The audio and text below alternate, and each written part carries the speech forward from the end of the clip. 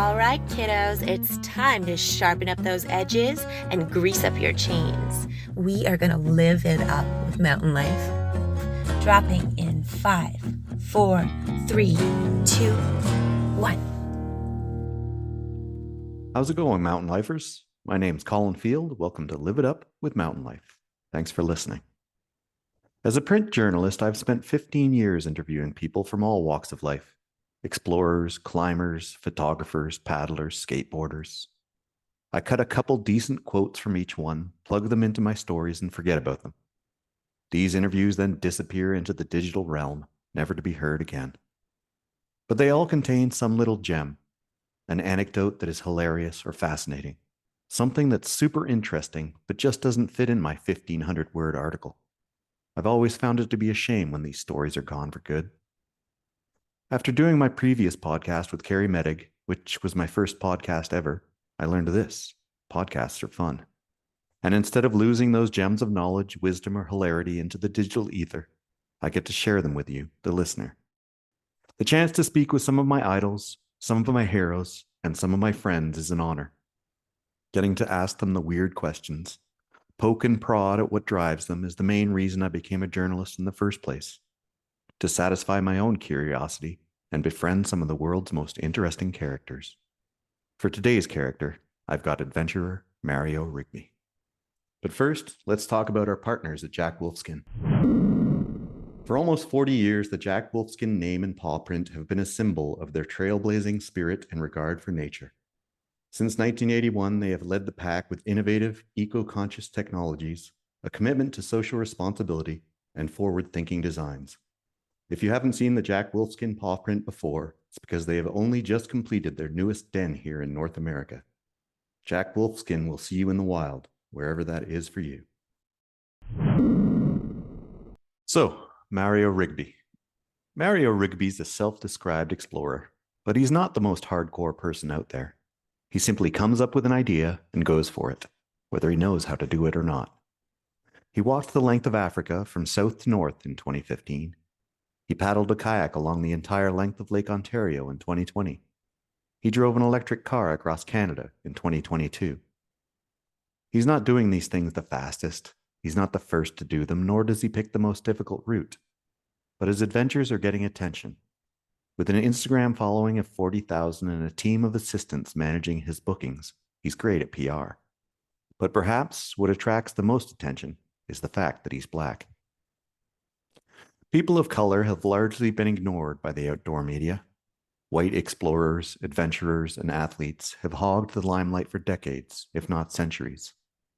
Rigby's career path is attempting to change that.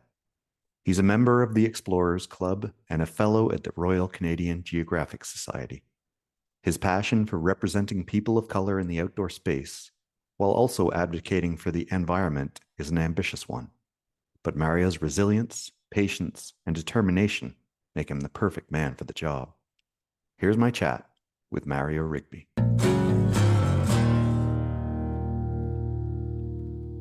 Welcome to Live It Up with Mountain Life.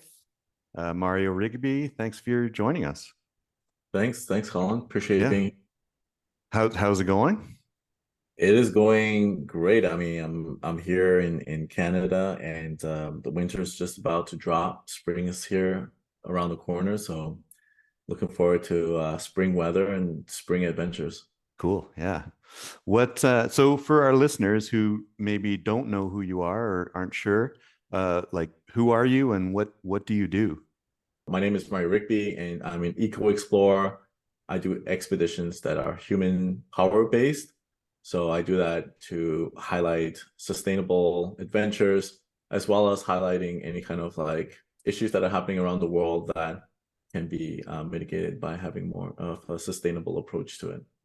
You call yourself an explorer? Yes. Yeah. What's your definition of explorer in this day and age? So in this day and age, so I feel like explorers have evolved over time. So starting from the first explorers who left Africa, they've had to leave for environmental purposes. So, the about 50 to 70,000 years ago, during the Ice Age, there was less humidity in the air. Air's drying out, so therefore there's a hard desert. was expanding in Africa, and people needed to find a way to escape. And so that was one way of surviving for Homo sapiens, was we needed to go through Europe, through Asia, through the Bering Strait, and eventually throughout the entire rest of the world. Then came, as we know, the other kinds of explorers when we first discovered that we can create wheels and buggies and ride horses, and that's how empires were formed. And then coming closer to our time, we've had the explorers of the firsts, people who've like first ones who've climbed mountains and thrill seekers and whatnot. Although arguably, they are the first on record, And I think we're now getting to this era where we need a new kind of explorer.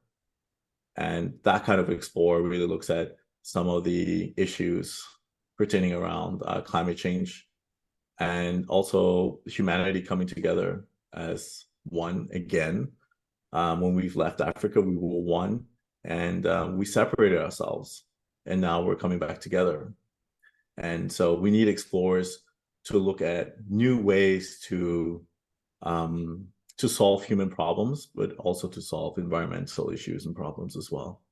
So the modern day explorers, we could be a scientist, you could be an astronaut, but we're looking for issues to solve, like global human problems. Right. Yeah. Okay. And this is what you do. This is your career. You're an explorer. Yeah. Yeah. Yeah, that's it. That's a cool business card. Yeah, it is. When did you realize you could do this as a career? I'm still figuring that out. So I've had a lot of help and support, particularly from other clubs like the Explorers Club, and who named me top 50 explorer in 2021. That's amazing. And so what adventures, I mean, do you call them explorations? Do you call them adventures? So expeditions? It's a mix of everything. I haven't really pigeonholed myself into one way of being. So adventures are more like, places that I like to go to just to kind of enjoy, to explore in a sense of discovering things that are new to me, but not necessarily to the world. Expeditions to me are a little bit different. They are more fully curated, kind of not journeys, but adventures that take you to places in which are, not written down on maps or anything like that. You're kind of like paving the way. Right. And then there are like scientific backed expeditions where you might be joining a lead of scientists, or you're leading scientists to certain places around the world to help them achieve the necessary research they need in order to find whatever it is that they're looking for. Right. Okay. And so what you give me a list of the adventures and expeditions you've been a part of that you've done? When it comes to scientific lead expeditions, I haven't really done any of those yet. Mm-hmm. There's one that we're working on called the Matthew Hansen Project. And so this one is essentially going to the Arctic to look at what Matthew Hansen had essentially discovered when he was the first person to have ever discovered the North Pole. Now, throughout history, he was known to have not been the first person because of I can't get too much into the details because it's hazy to me, but essentially he's an explorer who was a person of color. He was a Black man from the United States who joined an expedition, and he was the first one to have actually discovered the North Pole. And throughout the majority of his history, he was denied that.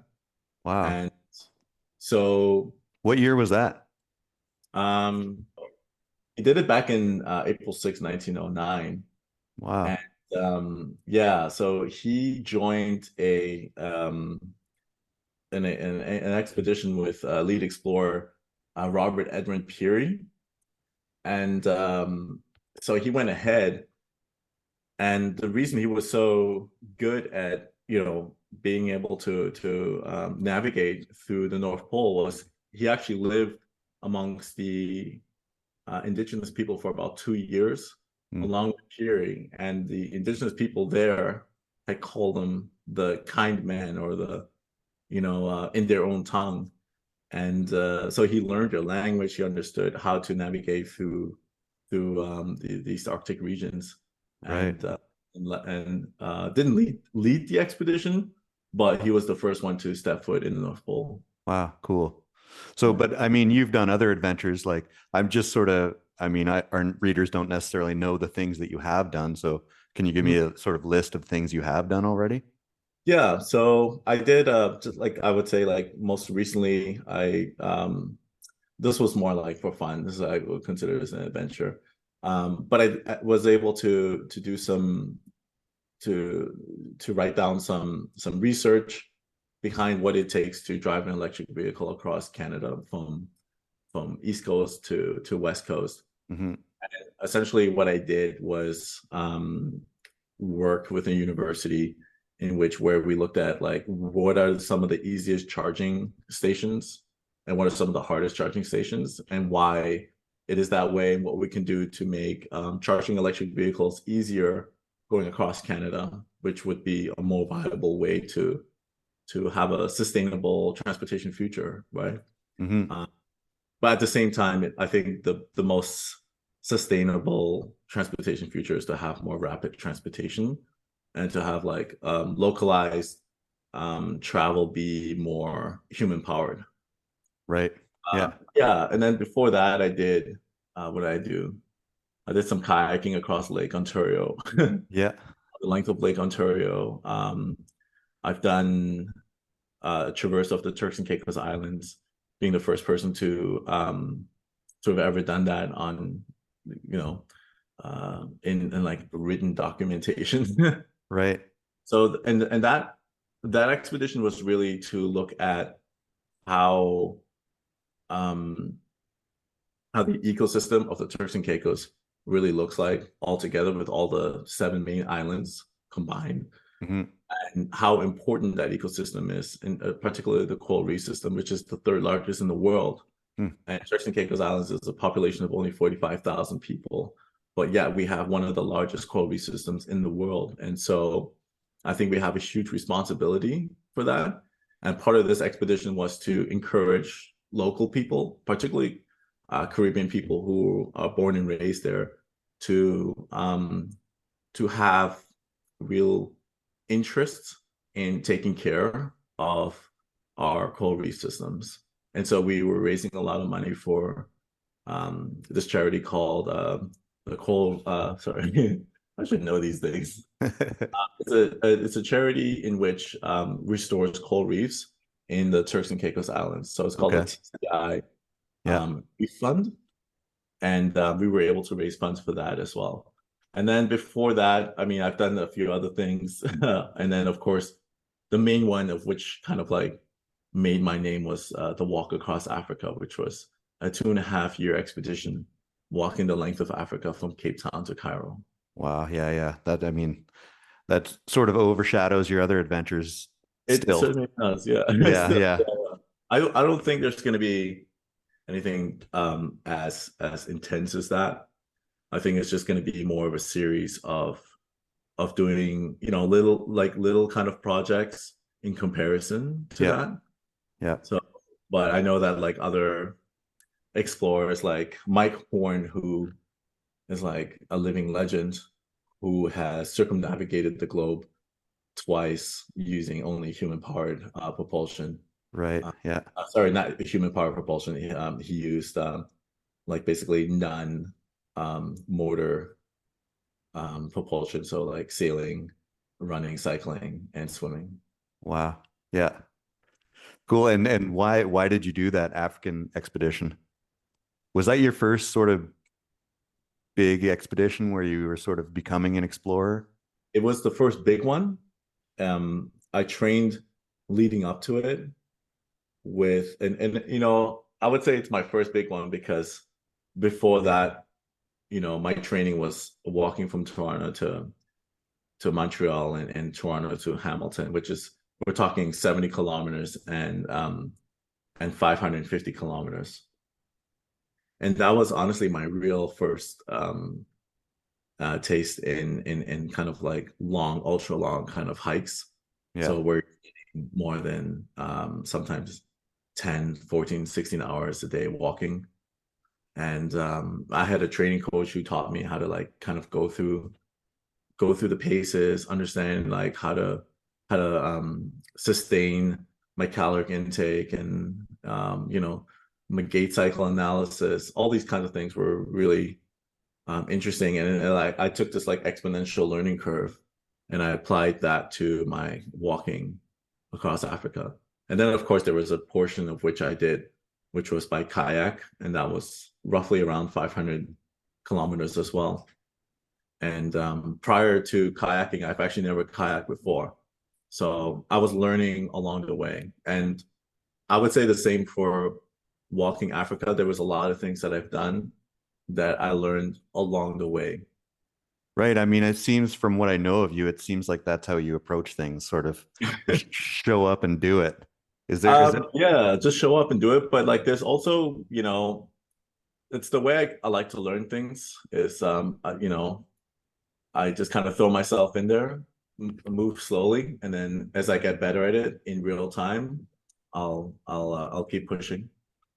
Right. I mean, I think that's part of your appeal is you're just going and doing it, but also I'm not trying to be offensive here, but you're not really doing anything that like anyone can do what you're doing. Yeah, no, I mean, I think anyone can do it, really. It's really as simple as, getting rid of your fear for it. And of course you have to be at a certain fitness level, for instance, to do the Turks and Caicos challenge. That was Sure. really like, that was essentially doing an ultra marathon pretty much every day. Yeah. Oh shit. But I think that a lot of the things you can really do along the way, like when I kayaked Lake Ontario, one of the great lakes in the world, I would say like the first few days it was just pure hell. Mm-hmm. I capsized a couple of times. I didn't know how to like properly kayak in a sit-in sea kayak. And there were times where I nearly thought I'm about to lose my life because I just didn't understand how to use it properly. But I'm always getting into these expeditions with enough knowledge to know how to get out of danger. I think that's the key, really, Right. is knowing enough to get yourself out of danger. There's also like the Turks and Caicos challenge. We had so many people work with me to make sure that happens. Like we had we had support boats, we had the government of the Turks and Caicos Islands working with me, and there were a ton of people. Like, I mean, if we counted, there were definitely probably over 50 people working on this project. Wow. Together. And what were you walking, running? It was a combination of running, hiking, swimming, paddleboarding, kayaking, and cycling. Okay, cool. Yeah, so pretty much anything that I felt like was the best way to approach this terrain or this distance, I would use those tools. I have an upcoming expedition at the end of the year, which is similar to the Turks and Caicos one, which is called the Lucayan Trail, which is essentially retracing the footsteps of the Lucayan, the indigenous Lucayan people in the Bahama Islands, and how they had traversed across the many islands there. And I'm traversing 9 of the islands, and that distance is 5 times the distance of Turks and Caicos Islands. Okay. So for roughly 25 days. Wow. Instead Okay. of the Turks and Caicos Islands, which was 5 days. All right. Is that an ambitious 25 days or? Not necessarily. I like to get it done in about 20 days. I think 25 days is like really, it's chill mode. Yeah, And yeah. by chill mode, I mean like I'm still running ultra marathons every single day. Wow. When I first did the Turks and Caicos challenge, my prediction was to do it in 7 days, and then I did it in 5. Wow. Huh. Cool. So, I mean, I know you've talked about, or we've talked about before, you getting sponsors for your African trip and just basically not getting any. Um, and now how's it? I mean, you've said it was because you think because you're a person of color. Have things changed now? I think that not just yeah, like I would say like yeah, definitely part of being a person of color was definitely an influence on me not having any of the sponsors. I reached out to, I think I sent out hundreds of emails, and they essentially all like laughed back at me, saying that this is ridiculous. This doesn't fit our look. I got that a lot. This is not our look, so I didn't know what that meant. And I think the industry as a whole has started to shift really, and I'm seeing a lot more explorers, female. I'm seeing a lot more people of color doing these like kind of like grandiose expeditions. Who's that one guy that he like climbed all the 7 peaks or something like that? Oh yeah, yeah. Uh, Nim something or other. yeah, yeah. Yeah. So people like him. What's his name again? It's definitely NIM. I'm not sure. Um, and I do have to get his name because he is just Nimal Purja. Right. Okay. Yeah, he's a mountaineer, and what an epic guy. I think he's a Nepalese born mountaineer, and he's just changed the game of mountaineering. I think he just like blew it out of the window. And a lot of people, I think I don't think they realize or recognize how big of an accomplishment, the things that he's done. Like, he obliterated a world record, Yeah. and it didn't really have as much news coverage as it should have had. Yeah, it's true. So I was, when I saw this documentary of Nirmal obliterating these world records, I thought to myself, for sure, this is gonna become like mass media. Like CNN is gonna cover it. Like it's gonna be sponsored by like some of the top brands in the world. None of that happened, Hmm. and neither did it with me. So it's kind of bittersweet, but like bittersweet in the sense that like yes, I'm glad to see that explorers, people of color, are going out there and being recognized and having social media platforms like Instagram, YouTube, and even like media platforms like Netflix that allow like I guess the small fish to kind of shine. And I think that's an important thing to notice. And so I've started to shift my way of doing things as well. Like I dropped a bunch of my sponsors actually, and now I just focus on just a few, actually not even few, just one or two sponsors right now that Yep. I'm grateful for and work closely with instead of like dealing with a bunch of other players What, that why really. were you, why Hmm? did you drop those other sponsors? Well, they wanted me to do things that I wasn't really exactly happy for, that I felt like didn't really paint a full picture of my ultimate goals, which were, to keep exploring, developing myself as an explorer, and leading expeditions that I think it can bring value back to the world. And I felt like that mission statement wasn't really something that some of my brands were after.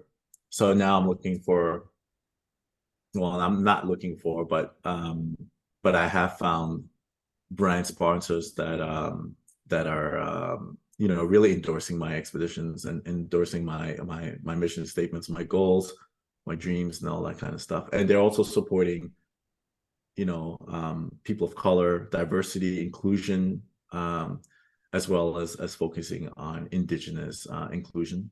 So to me, those are very important things. I think that if you're going to be a brand, and if you claim to be a national brand, then like Canada Goose, for instance, then I think that you should definitely include Indigenous people in whatever capacity that you can.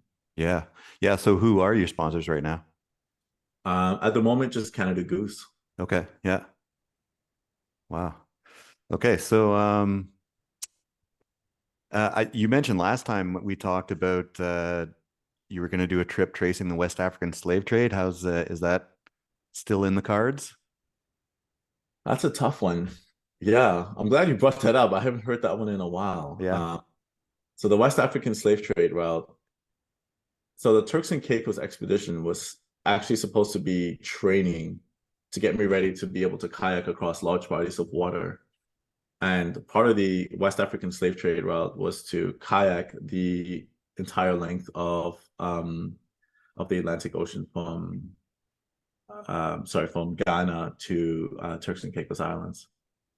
And wow, yeah, so I feel like that's a project that I think I'm gonna really take my time with. I don't think I'm gonna dive into that too quickly. And if I do dive into it, it might just be sailing. And the only thing with sailing is that, a lot of people have done that already. So that's not really gonna bring a lot of splash to the news, and that news essentially is highlighting the fact that we need to address the issues of what have happened in the past, and how we are coping with it. The West African slave trade expedition was really to open up the eyes of people of color, particularly Black people in the Caribbean, to acknowledge their history and to try and find their heritage. And so this expedition essentially was to help bring closure to that. So, right. So in a way, I will always most definitely do this expedition. It's just I feel like now is not the right moment. Right. I mean, crossing the Atlantic is a big move. Yeah, it's like a 60 to 90 day kayaking voyage. Right. If I sail, I could probably do it in anywhere from 20 days to 40 days or something like that. Is that something you feel like you need to do alone? Like, why can't you just hop on a sailboat and sail with some other people? Then it's like I could, and I probably will for training. But I feel personally that a lot of my expeditions are solo. I just feel like I can do a lot more when I'm by myself. I can push myself as fast as or as far as I want to. And I just haven't really done a lot of expeditions with a lot of people before. Besides the Turks and Caicos Challenge, where I had this young kid join me from New York, and he kayaked with me across some large bodies of water. Yeah. Okay. And he was experienced at that kind of thing? He was totally experienced. What's his name? Dixon. I call him Mr. Dixon. He is such a talented kayaker. Like, he can do like all the spins and whatnot. And he also teaches kayaking in New York.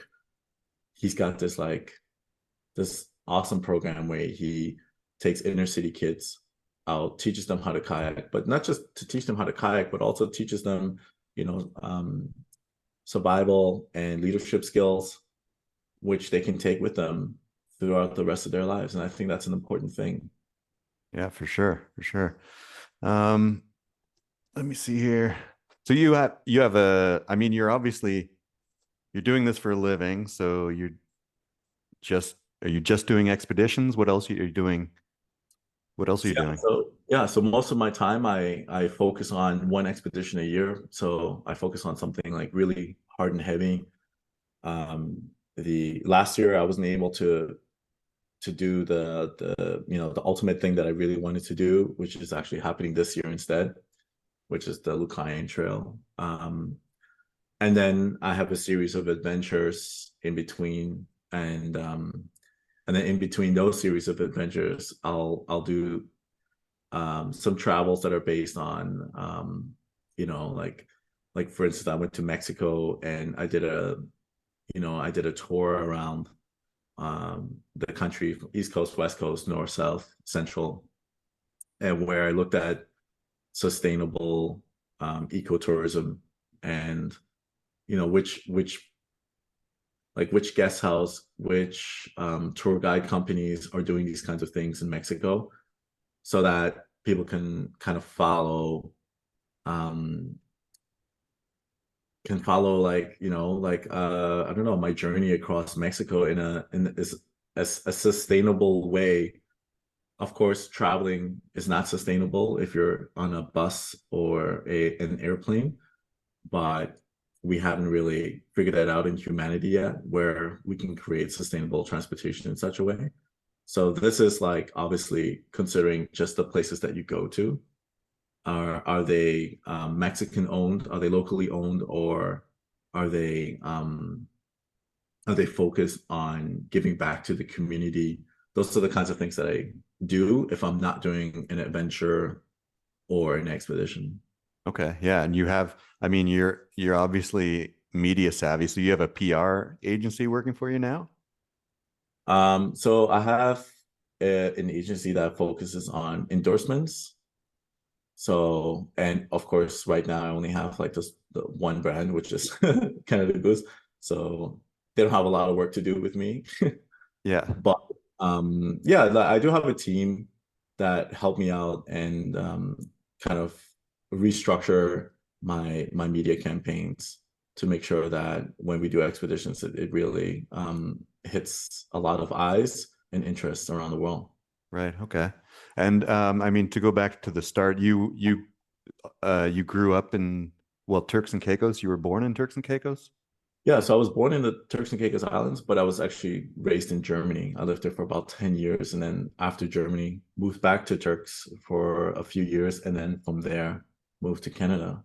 Okay. Yeah. And like, how did you, have you had to work on your accent? You sound like you're from Ontario. Yeah, it's I wouldn't say I worked on it, but when you're a kid, you just kind of adapt your accents. And I think when I had a very deep German accent, and in the Caribbean, no one has a German accent, especially a Black kid. So I had to like quickly learn to adapt. Yeah. And adapting was a survival tactic because you get rid of all the bullies that way. Sure. Yeah. And will you revert if you go back? Like if you went back to Germany, would you revert? The accent does come out 100%. Yeah. But also I have a Caribbean accent when I go back to the Caribbean. So right. If you watch any of my expeditions that are in the Caribbean, you'll see that it changes slightly. Yeah. Yeah. Interesting. So, and then like, how do you, growing up, what influence from growing up do you think made you or created you or inspired you to become an explorer? It's, definitely my mom is a huge part of it. My mom is a very adventurous person. She, she married this German guy who's my stepfather, and moving to Germany with two young children, me and my brother, including her, that was like one of the bravest things that any woman in the Caribbean at that time could have done. To leave her entire family to go to like a completely foreign country where the thinking is like the opposite of the thinking in the Caribbean. Two separate lives. And then to move back, divorce, and then we struggled with money for quite some time. So we were definitely living under the poverty line for, I would say the half of the life that we lived in Turks and Caicos as well as in Canada. And but she was able to raise successfully two children that I think we did quite well in life. Mm-hmm. Jail, we're not committing any crimes or anything like that. And my brother, he's like beautiful father of two children, so she did really well. And the way that she really brought adventure to us was through the struggles that we went through. She would like turn it into sort of like a challenge, like a fun challenge. She'd be like, oh, we got to go to this food drive and, make sure that we pick out the best stuff. We're going to make the best pasta meals and things like that. So to me, I guess struggle was just always part of life.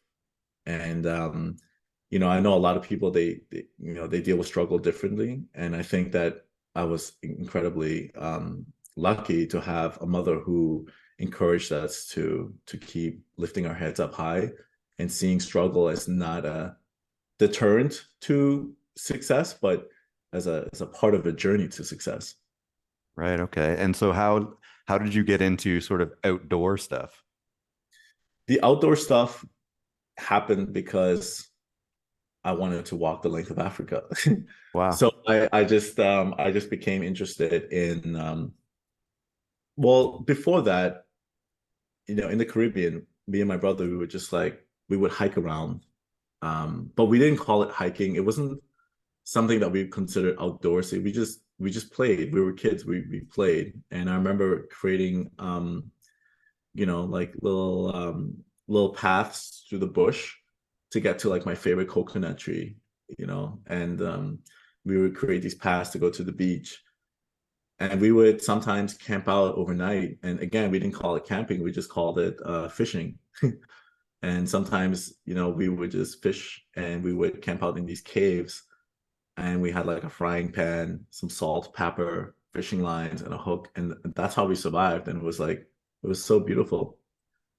And I think, if I have a love for outdoor adventure, it's coming probably from that. Right. Okay. So cold adventure is your next challenge then for sure. It's a next challenge because I think you got to keep pushing yourself in order to find out really what humanity is about, to find out like what you're really about. And I think by doing a cold climate expedition, you can really find out like what kind of explorer you are. Are you someone that can survive? Are you skilled enough? Are you courageous enough? Do you have the will to carry on certain expeditions, And so for me, the Matthew Hansen project that would be like an ultimate test to me. And I think a lot of eyes would be on me as well, in the sense of like, okay, well, are people of color capable of doing polar expeditions? Well, I suppose Matthew Hansen's already proved that, but he's already proven that, exactly. Yeah. But how many people know about that? Right, that's true. But hanging out in a cave in Turks and Caicos fishing sounds pretty easy. It's it's you know what? It wasn't easy actually. No, No, it sounds because nice. it does, until when it was. It was during hurricane season. And I remember I don't know why we did this. It was ridiculous. I think we just wanted to go out camping, and we knew it was hurricane season, like right in the middle. Like I think we had the eye of a hurricane coming, essentially come over the Turks and Caicos Islands. And I remember my buddy, he was freezing. He was going through severe hypothermia. His lips were turning blue, and we had to all basically cuddle together to stay warm and to survive. And I think it was just like we didn't plan that trip very well. So, the kids were just going out and having fun, and then we just got stuck in a hurricane. Right. And Wow. so that's why we sheltered in the cave. Yeah. Wow. How old were you then, do you think? Do you remember? Oof. 14, maybe, between 14. Wow. and 15. Yeah. And then when you started, how old were you when you started the Africa trip? So I was 29 when I booked a flight to Cape Town. I had just turned 30. So Wow. it was on my 30th birthday. Yeah. Yeah. And how long was that? How many kilometers was that? The walk? I would say roughly 12,000. Extremely hard to tell you the exact distance. Sure. But it was roughly 12,000 kilometers from Cape Town to Cairo. Wow. And that includes the kayaking portion of as well. And then there was a part in Mozambique where I was picked up by the military, the government, Okay. and yeah, they carried me across a zone called the Save border crossing. Okay. That was around roughly 150 kilometers. Okay. All right. So you were forced to be in a vehicle there for safety reasons. Literally, well, at the time I didn't even know if it was for safety. I could have been kidnapped. I don't know. They didn't really. No one spoke English at the time. They just had AK-47s and kind of like forced me into the back of a military truck. Oh, man, crazy. You also, last time I talked to you, you talked about the Baffin Island hike. Is that in the cards in the future? I think the time. When did I speak to you last? I think you had just finished the kayak trip. Okay, so Actually, and that was in replacement of that trip, wasn't it? it was, yes, and because we couldn't do it because we didn't want to like show our presence in such an indigenous land with the scare of COVID at the time, because the healthcare government of Canada basically said, we don't have enough facilities to take care of people in this region, so it's best to stay away. So even though when the COVID lift happened in that region and in Nunavut, we decided not to pursue that. Okay. We do still have some plans of going there, hopefully with Canada Goose when it's safe to do so. Yeah, cool. So, I mean, I feel like a lot has changed in outdoor media probably since we last talked, since the summer of Black Lives Matter, Wow. basically. Yeah, like overnight, do all of a sudden. you agree, or and what do you think? I agree to a certain extent. I think that a lot of things have changed. However, I've seen like a huge spike during the BLM and COVID times. And then I've seen like also a steep drop as well. And things have kind of died down a bit, for good and bad reasons. Like I feel like there are a lot of companies who are just kind of like using that time, that propaganda to kind of like boost their brand. And for some of them, it worked really well where everybody wins. And for some of them, it worked out where, the adventurers, the talent, it didn't really work out for them. And they were left under the bus, essentially. Yeah. So, and that's, I wouldn't say that's really happened to me. I think I fared out quite well in it because I've already established really good relationships with my brand partners. And so essentially what just happened for me was that partnership with those brand partners just became stronger. Where some other folks, it was just like new to them. I was approached left, right, and center by production teams to create like films, documentaries, TV series. And I think what happened with that is they got really messy. They started approaching everyone in the industry that are people of color. Yeah. So they would ask maybe myself and 10 other guys that I might actually know personally, and we would like talk, and we'd be like, oh, did they approach you? Like, yeah, like they approached me like 3 or 4 times. And I said, oh, they also approached me saying that they're not talking to anybody. So we started like, it's a really niche, small world for us. So, we found out that was happening. And so I became very picky about who I create partnerships with. Yeah, right. And some of these other people, were they also picky, or that they've been burned, or? I felt like a lot of people have been burned, and there are a few people, like, how there's like you burn a bunch and then a few are left standing.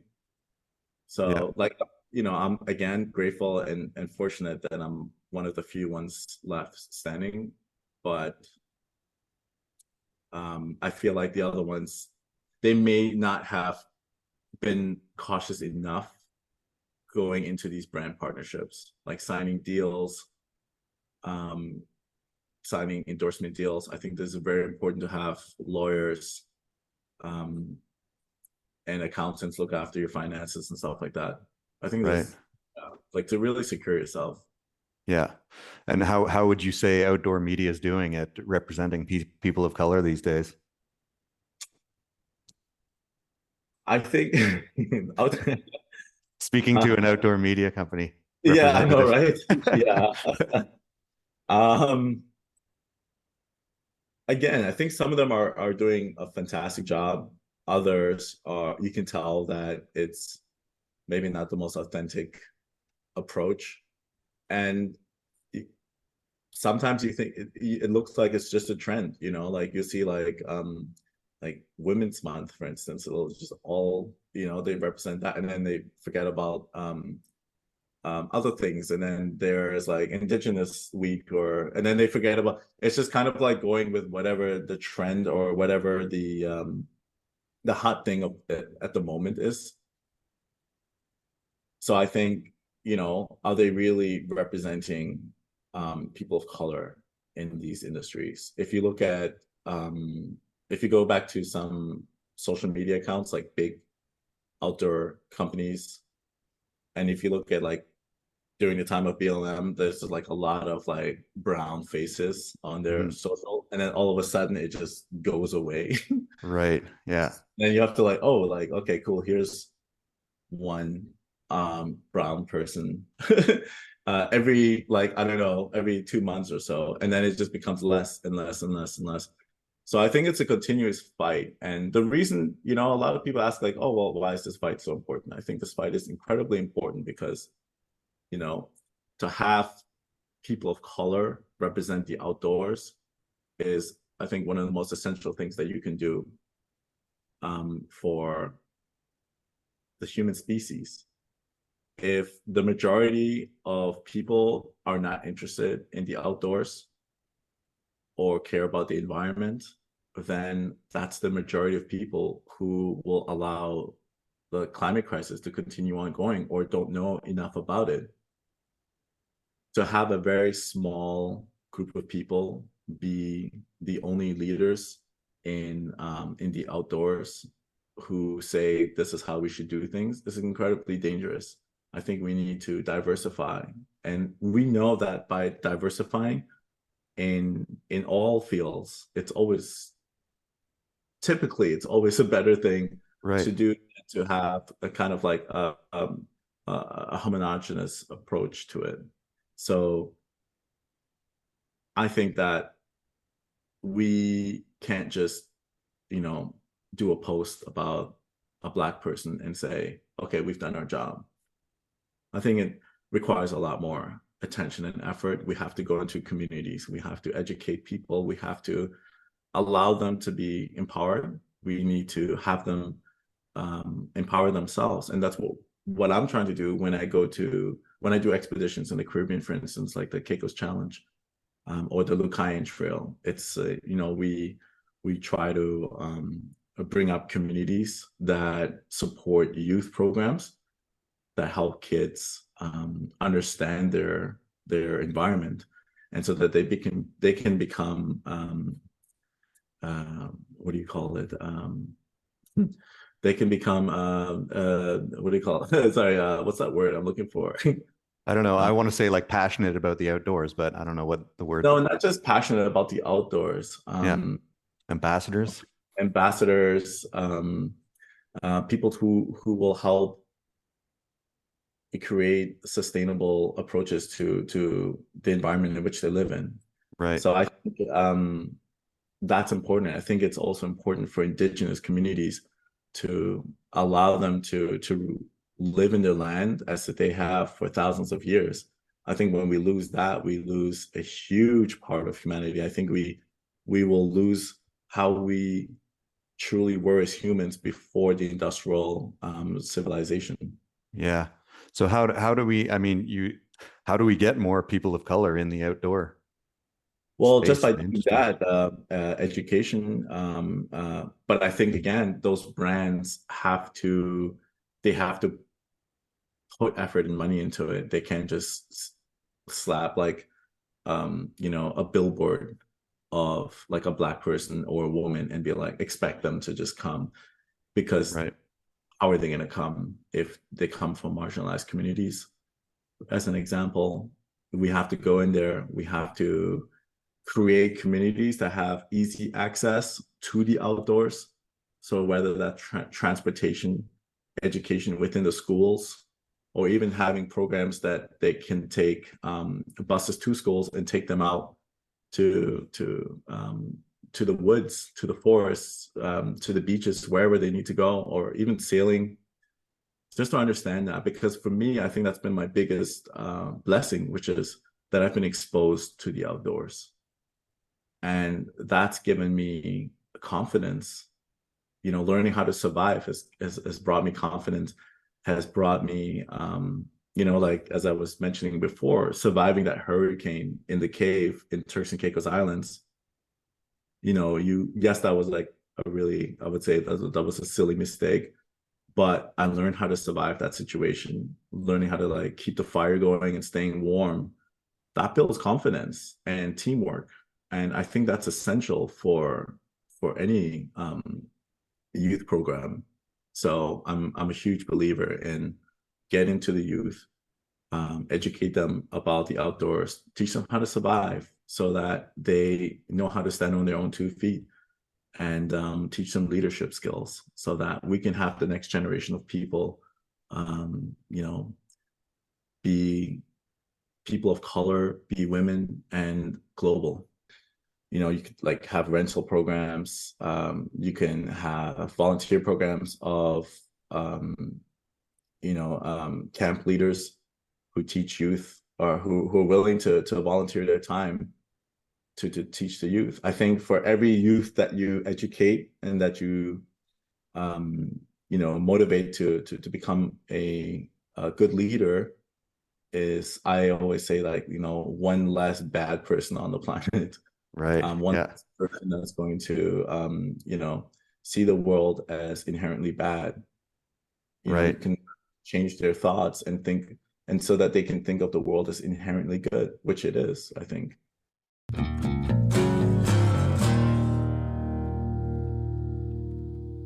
I'd like to thank Mario Rigby for taking the time to speak with us. We'll be sure to keep you informed on all his upcoming adventures. Head over to mariorigby.com if you want to learn more. Thanks to Shirai Rules for the voiceovers in the intro, and to Adrian Gendro for the guitar licks. And thanks to you all for listening. Don't forget to check out the print editions of Mountain Life magazine. You can get a subscription over at mountainlifemedia.ca. Until next time, 2 wheels, 1 love. Peace.